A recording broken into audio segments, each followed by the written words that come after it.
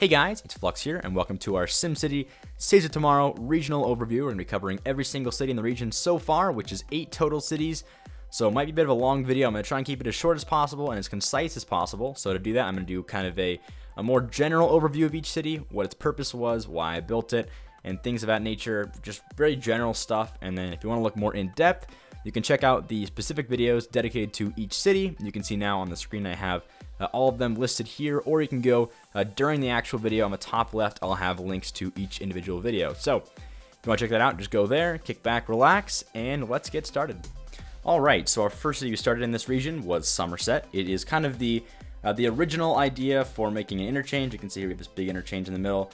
And at the same time, I also wanted to have kind of a futuristic, academy-based city that was very clean, very high wealth, and originally part of our kind of tri-set of cities here. We wanted to have like a futuristic academy one, a dark Omega city, and then kind of like a combination of the two in the middle, kind of clashing like a big, I don't know, battle or something, I don't even know.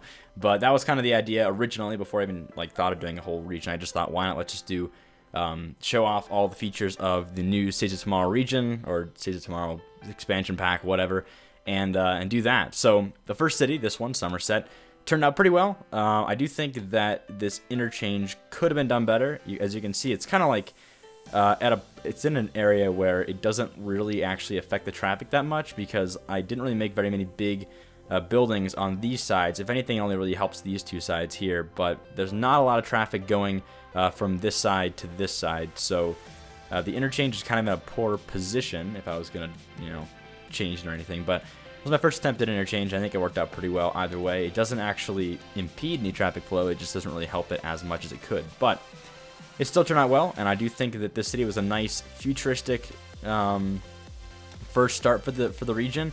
I also have some control on that down here on this side. You can see a big array of that, and that pretty much provides this entire 4 set of cities with as much control as it needs. So that worked out pretty well. Moving on to Gloomsville. This is probably one of the more successful cities. We have, I think, Gloomsville and Silver Valley are my 2 most successful cities, and while at first glance it doesn't look super successful, only like 27,000 an hour, which is not bad, but not amazing, you should be aware that Gloomsville provides a lot of services. Basically, it covers all of these cities here, and it covers Casino Heights over here on this side with all the different basic services like fire and police and whatever, hospital. So it's fantastic in providing services, and at the same time it also makes a ton of money just because of the amount of people living in mega towers. And I think actually I do believe the majority of the population is living in mega towers, but it's definitely a high population city, very dedicated to the Omega production. We've got all these Omega factories down here in the corners, and the original idea of this city was supposed to be kind of like the let's grind out a bunch of money, and at the same time let's provide services for all the rest of the cities. That way we can have these 2 cities, Platinum Ridge and Somerset, provided with a good amount of all that stuff. And in the end, we actually ended up having a lot more than that because of our fantastic income. So we're getting some cash, we're getting some services out, and everything else is working out fantastic. So that was Gloomsville. I think it was a nice addition to the Tri-City area over here, and provides services to everything in these 4 set cities. Alright, moving on to Platinum Ridge, and this is by far probably the most unique looking cities that we have in the region. I really like how we had this mountain kind of dividing everything up, and we decided to do this like futuristic academy side, kind of clashing with the Omega side on this side, and plus we have this big interchange in the middle. You can't really see it from this view. I can actually just zoom in real quick and show you guys from the city view. I wasn't really doing this in most of these videos, but I'll do this now.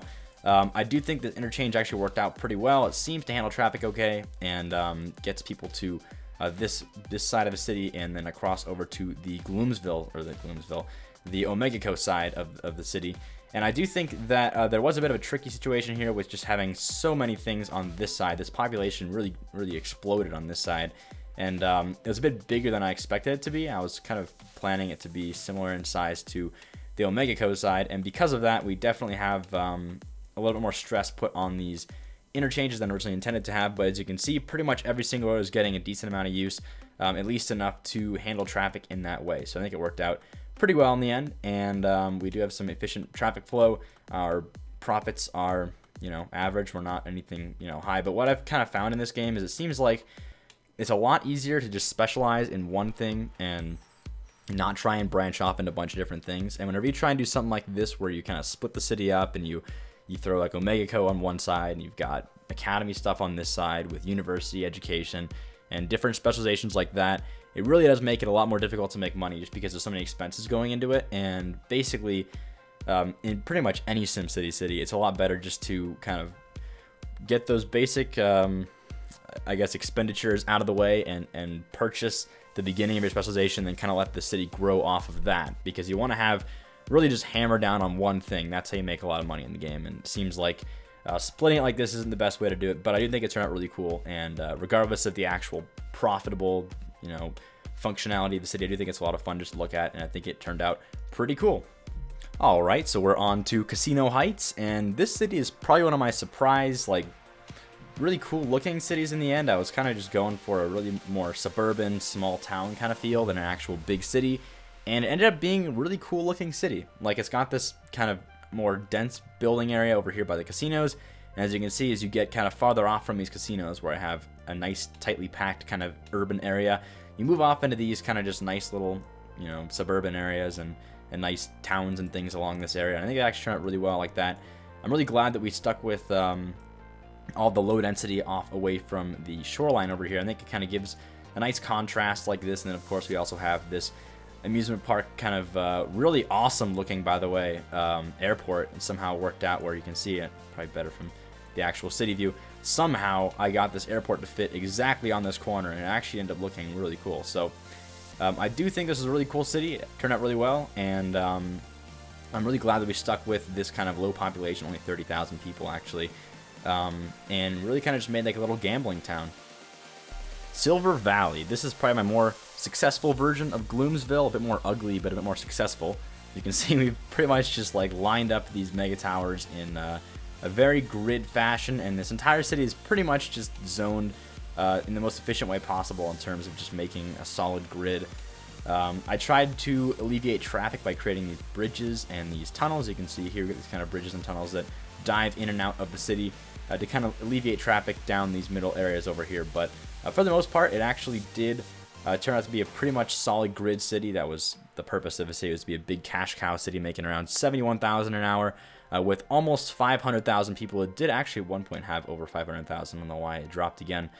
It seems to be kind of fluctuating in terms of just random things not working, like the trash being overflowing, or for some reason, like I'll get these random things where they say that I'm on a control night and I have like 27,000, and I don't even know at this point. But basically, this city was meant to, similar to Gloomsville, provide power and everything else to all these other cities around here, like Rockford and Operation Overkill, and I think there's, wait a minute here, is there? Oh, yeah, right. Of course, Chaotica. Almost forgot. So yeah, this one supplies pretty much all the services and everything else to these other cities, and at the same time also makes a ton of money. So that was a big plus. And as ugly as it does look at some points, I do think it kind of looks cool in these areas over here. But I definitely wouldn't have gone with these mega towers all lined up like this if I had a choice. But to be honest, the mega towers kind of have a weird area where they don't really fit in the 2-zone wide spot, but they do fit in like a 3-zone, but it wastes some space here and there. So rather than waste a bunch of space like in Gloomsville, I just lined them all up like this and then threw in this random high wealth one over here. Plus we have all these factories kind of lined up in the back here with the water and the other services. But it is a nice city. It does have a very high approval rating. I think it's like, what, yeah, 80% is pretty good, and not really any actual problems. So that turned out really well. I was happy with this one. A nice kind of supply of everything, and a big, big, big city. Our next city is Chaotica, and I know I did say that Platinum Ridge is my favorite city in terms of looks, but I think that's actually a lie. I really do like how Chaotica ended up turning out. As you can see, this is definitely my just crazy road interchanges city. I mean, I really just went insane with it. I didn't even, like, some of these interchanges, I mean, all of them are put in place to ease traffic in some way or another, but there's definitely probably more than you really need. It was more of just like an experiment and kind of like a fun thing to do, and I do think it turned out pretty well. I like all of these, especially this one in the back is like really cool to me. But you'll see that if you do follow each road, you'll see that each one has some sort of access point to each other road. Like this one's an intersection of 1, 2, 3, 4, 5, plus this is kind of like 2, so 6 roads total. And I think it was a lot of fun to make. Really, this is probably my favorite one to make of all of them. And I did actually time-lapse it a lot, so you didn't really get a whole lot of actual gameplay in this one, but it was a ton of fun to make. And I did have some trouble towards the end with the whole budget balancing thing, but I think we actually fixed that with... I do have a pro stadium in here that makes money too. I just don't really use it. But once this stuff kind of grew in here on this side, this little spot of population here, because as you can see, with all these roads, really, it does kind of block out lots of the usable space. That's the one thing about having just the small city size, is not having a lot of space to do other things like this. But I do have some spots like right here and over here as well, where I kind of just grid zoned it, like in between the big roads over here, and that allowed for pretty much our population to jump from like something like 50,000 or something all the way up to 127,000. So that turned out pretty well. This is one of our doesn't really serve a purpose in this part of the region. It's really just kind of here to I guess it does provide some high wealth, so that's good for tourism and things like that. But really, for the most part, it's just a kind of cool to look at city that happened to have a decent population and a decent profit margin. Alright, so Operation Overkill is probably the one city that I get the most questions about. I think I do explain it pretty well in my actual video covering the entire city, but this was a very, very, very experimental city. As you can see, I also went with this kind of staggered mega tower approach similar to in Silver Valley. But basically the idea with this one was to create a massive ore excavating and oil excavating operation, and then throw them all into these smelters over here, smelting factories, and basically just make a ton of money off selling all that stuff, and then take all that money and put it towards our massive power plant here. Although it says it's closed, but it's actually not. I don't know why it does that. You can see it's actually producing stuff. I don't know why it does that. But anyway, we are producing 10,800 megawatts, which is a ton of power, probably more than I'll ever need. I mean, I'm selling so much of it, and even still I have like a tenth or 9/10 of it or something like that left. I still have like 9,000 of it left. So it is falling a bit off the deep end right now. I think Ekho is actually the problem. It seems like we're going to run low on the resources soon enough, but that's alright because we're already kind of at the end of the series anyway. But the thing about cities like this and the way that it works in the real world, similar to in this game, except in this game you can't just move somewhere else. Obviously resources are finite, so eventually you run out of stuff and then the city kind of collapses, but until that point we'll be okay. And you may see this daunting and amazingly large deficit we're in right now. It's actually not really a deficit. If you look down here and see the monthly transaction is still positive, that's because we're making a lot of money off of all of these sales of coal and of alloy, and those two things combined make us enough money. And if you check out our balance at the end of the day, it does balance out with the power. I put enough power into the point where we'd still be making money and producing basically just as much power as possible. So I could take out the power and it would still show as pretty negative, probably like negative 50,000 or so, but we'd still be making money anyway because of all this stuff we're selling. You see these big paychecks of like 165,000 just kind of like jumping in here and there compared to our very little amounts of spending for crude oil to produce all this stuff. So in the end, it's a very profitable city. You just can't really tell because of the massive, it doesn't really actually show you the budget sales in the total profit loss. But yep, that takes a bit of explaining to do, but it's really just a experimental city that turned out pretty well, provides lots of power, makes a lot of money, and was a lot of fun to build. Alright, now on to our last city, Rockford. This is the most recent city we did, and I will tell you this is probably the most ridiculous city out of all of the cities I've done in this region so far. As you probably know, SimCity is not really made to make interchanges, and especially interchanges like this, where basically the entire city is an interchange. And I did think it turned out pretty well, though. I mean, it makes money, so there's that. But I would definitely say if I was going to do this one again, that I would not try and make an interchange this big and put it in an already mountainous city, because it really makes it almost impossible to zone things. And as fun as it was just to make a bunch of crazy roads and stuff, it doesn't really work out as well. And I do get this question a lot. I get asked, do the interchanges actually help traffic flow? And I will say, aside from probably this one and maybe the one in Somerset, they all do help the traffic flow in one way or another. I do make all the roads specifically to create shortcuts throughout the city, and that actually is the case in this city as well. They're all these roads do provide shortcuts to different parts of the city, They're not just like randomly placed. They all do actually do something. Whether or not it actually helps a lot is a different story. I mean, I think especially on this side here, and places where it probably could be done a bit better, but that's because I just had some really wacky design. You'll see that we will cut kind of low here in our profit. Sometimes we'll even drop below the 0, because basically I'm making all my money off of these casinos at this point. You'll see I'm making like 73,000 a day in that one, and I think I'm making like 141,000 a day, and maybe another 100 something, 61,000, yeah, something like that. So it's all very very varied in depending on the time and the tourism and stuff like that, but for the most part it's profitable, and again, very experimental like the last one, and it was a lot of fun to make. So I think that lesson learned, you can't really make interchanges that big. That's probably the limit on size, just because the city sizes are so small. If I had enough room to actually make you know, expansive cities like here and here and here and here, that'd be a different story. Then we'd have this big interchange that would probably handle all the traffic just fine, and allow for